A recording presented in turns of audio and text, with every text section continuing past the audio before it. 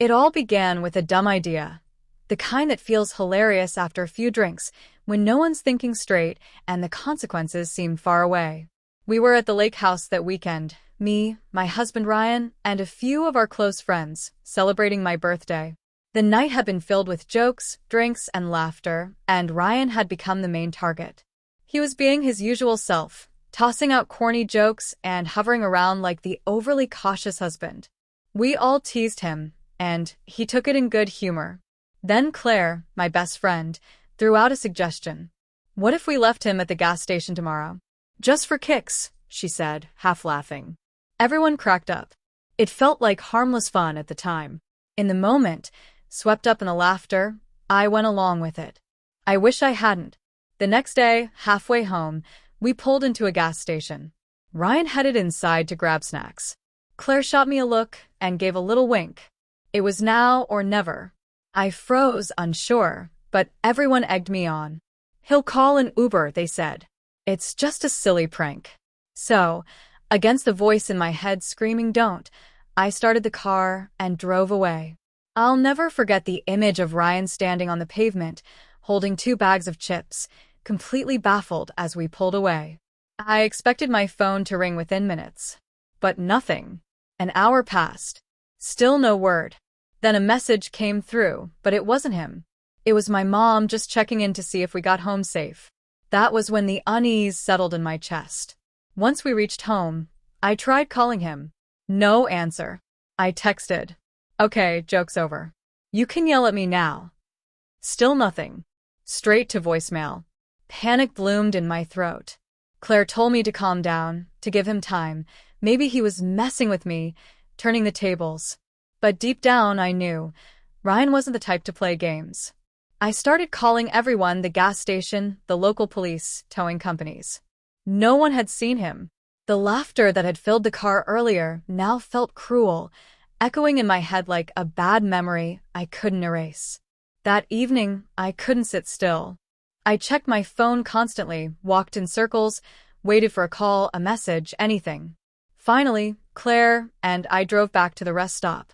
We searched the roadside, yelling his name into the dark. He wasn't there. His keys, wallet, all of it was still at home. My hands wouldn't stop shaking. Guilt was sinking its claws into my chest, deeper with every passing minute. The night air was freezing, but I barely noticed. I stood there whispering into the dark. "Please, just come home." But the road remained quiet. Sleep was impossible that night. Every creak, every car outside made my heart leap. I couldn't stop replaying his face in my mind as we left, the mix of surprise and hurt that I hadn't fully noticed until it was too late. Days passed. 3 of them. Still no sign of him. The police got involved. It was now a missing person case. News crews started sniffing around. Reporters knocked on our door. I had no answers. My friends avoided me. The same people who had laughed along now couldn't even meet my eyes. My mother cried over the phone, unable to understand how I could be part of something so heartless. I had no explanation, just shame. Every hour felt like penance. I couldn't eat. I didn't leave the couch. I stared out the window, praying to see headlights pull into the driveway. Then, on the 5th night, there was a knock. My heart nearly stopped. I opened the door, and there he was. Ryan, covered in dirt, pale. His expression unreadable. His jacket was torn, hands trembling, but his voice came out smooth, too smooth. "Hey, babe," he said quietly. "Did you miss me?" My knees gave way. I reached for him, but he stepped back. "You left me," he murmured. "Just left me there. Miles from anywhere." Tears streamed down my face as I tried to speak, to apologize, to explain. It was supposed to be a joke. He stared at me cold. A joke. His voice didn't rise. It didn't need to. It was the kind of calm that chills your bones. "You thought it was funny to dump your husband on the side of the highway and drive away." Then he stepped into the house, moving slowly through rooms he once knew, as if taking in what was left of his life here. Claire showed up soon after, having heard he'd returned. Ryan looked at her. "You thought it was funny too, didn't you?" She stammered, trying to explain that it wasn't meant to hurt anyone. He smiled. But it wasn't kind. It was tight. Unnerving. He didn't raise his voice. He didn't get angry. He just began gathering his things, his guitar, some clothes, a few books. "Where are you going?" I asked, barely able to speak.